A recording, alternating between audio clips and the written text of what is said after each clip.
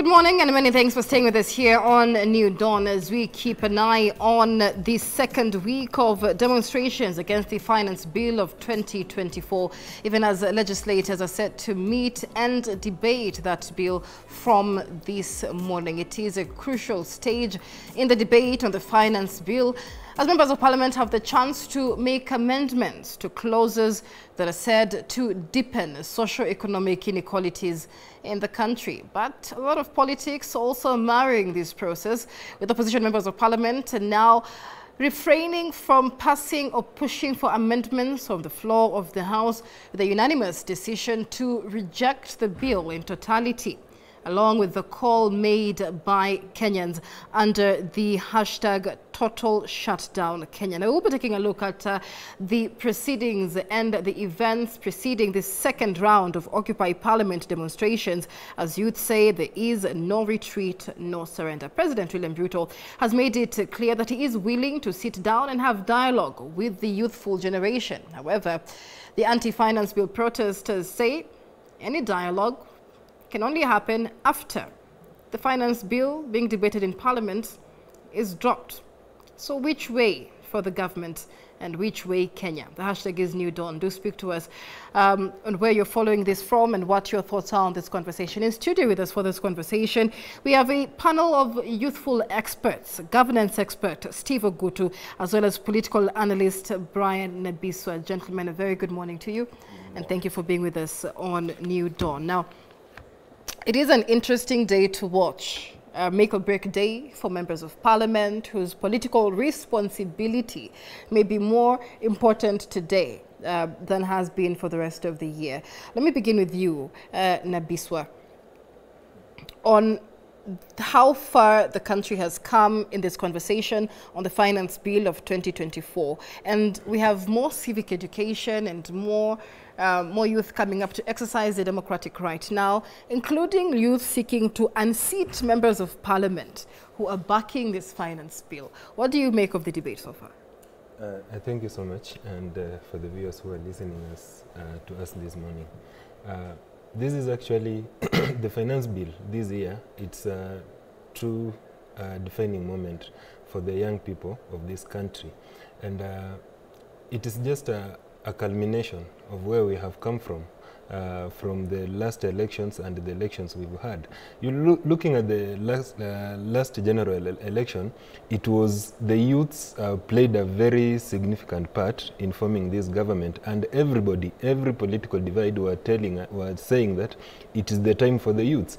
And now it's right now the conversation between the finance bill and the Gen Z who are on the streets demonstrating. These are the people who are largely involved in the last elections, being told that now, this time, we are going to form the government for you people. And we've come all the way. During the last year's finance bill, it was there, the conversation was there. But the promise on that finance bill for the last year was that this finance bill is going to work for you. It's going to look for jobs for you young people. That's why they find a soft spot for it. Now, after it went through, it's down the line one financial year, the same financial bill did less. If there is something that was done, let me say it's around 2% or 1% or less than that for the young people. A financial year has gone through. The same young people didn't get anything. But right now, we are in another finance bill, which is really, I can say, it doesn't really make sense for any person who looks at it critically. And the same promises to us why we should support or we should have that financial bill is for the youths. Now we've had a whole financial year. It has not worked. This one, will it work? That's why now the young people who the Gen Zs, and as they say down there on the streets, they say that it's like in Swahili they say kutubeba kama mayai. It cannot work and it will not work. That's why they are on the street that we don't want it, and now it's our time. And it has erupted or elicited, it's just a start of the conversation that after this financial bill, we don't want it. Where is the position of the youth in this one? How is it going to help us? All right.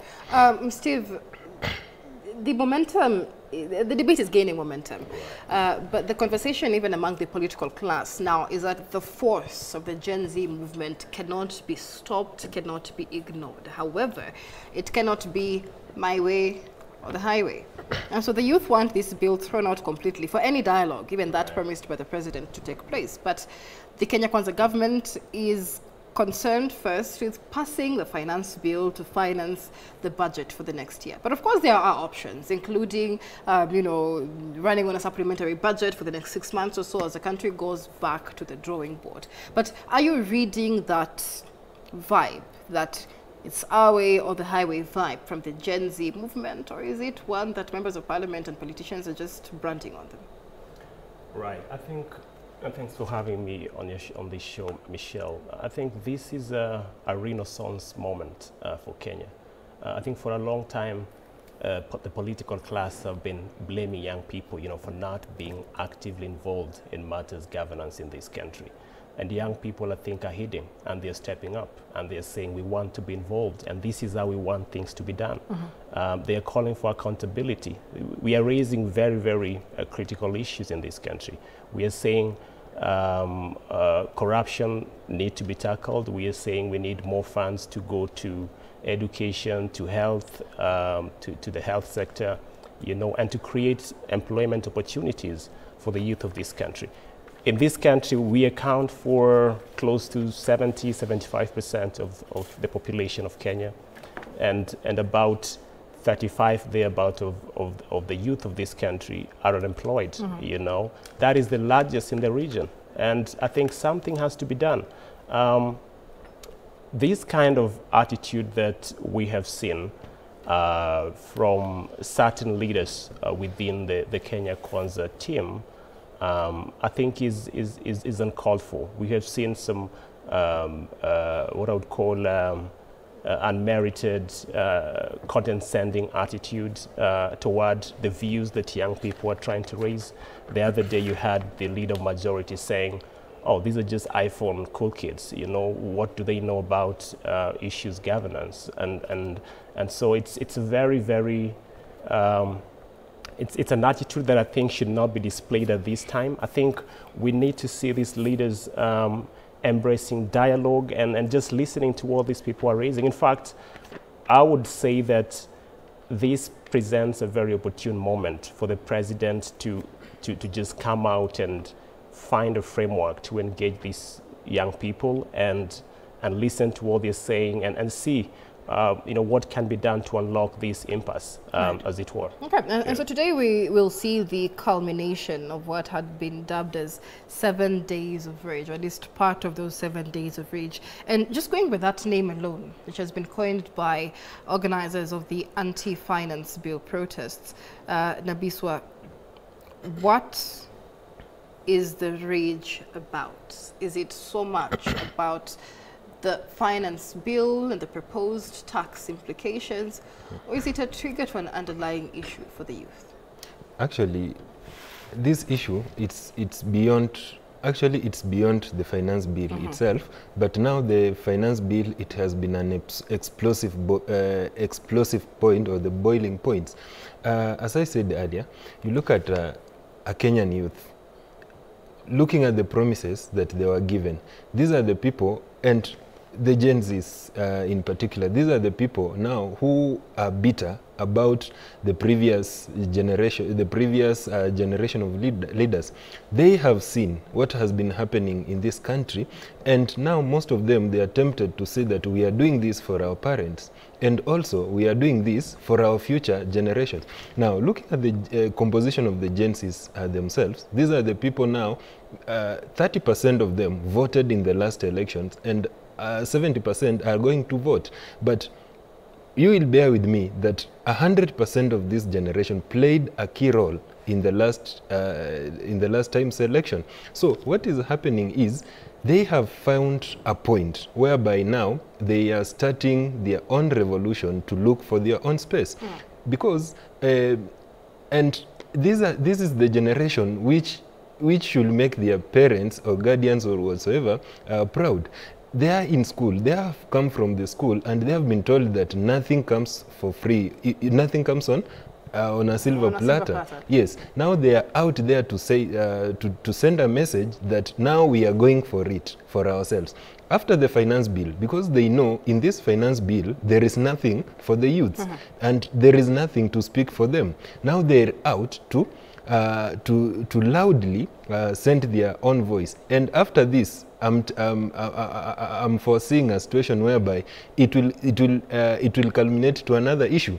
We will have an issue of unemployment. They will need it solved, because 65% about there of the Kenyan population is comprises of the young people, and these Gen Zs currently fall under the youthful bracket. Now, if they form 65% of the Kenyan population, and you look at around there, if you look at the unemployment rates of this country, it's about around there 65% again. So after this finance bill, which should actually provide, it should be a bill which will enable these young people to get employment, to get a favorable environment to do businesses, to get a favorable environment for school, to finance their education. But in this case, it's not.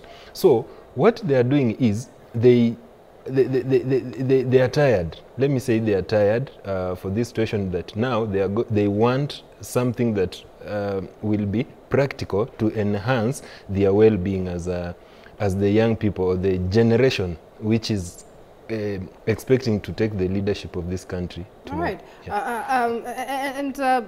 Nabisa mentioned something that youth played a key role in the last general election. Steve, I don't know if you agree with that, because we reported quite a lot of voter apathy among the youth, largely because of the demographic, or would I say the context of the election itself, perhaps, and the hustler versus dynasty narrative that was currently that was going on during the last election. But what we are seeing now is more youth now pushing for civic education. More youth are now even asking where they can get registered as voters today, ahead of the elections in 2027. And so what they have found out now is that, wait, we cannot register because IEBC is not reconstituted. And so they now want to have a conversation on the reconstitution of IEBC. And it's an interesting I say revelation or revolution that we are seeing among the youth.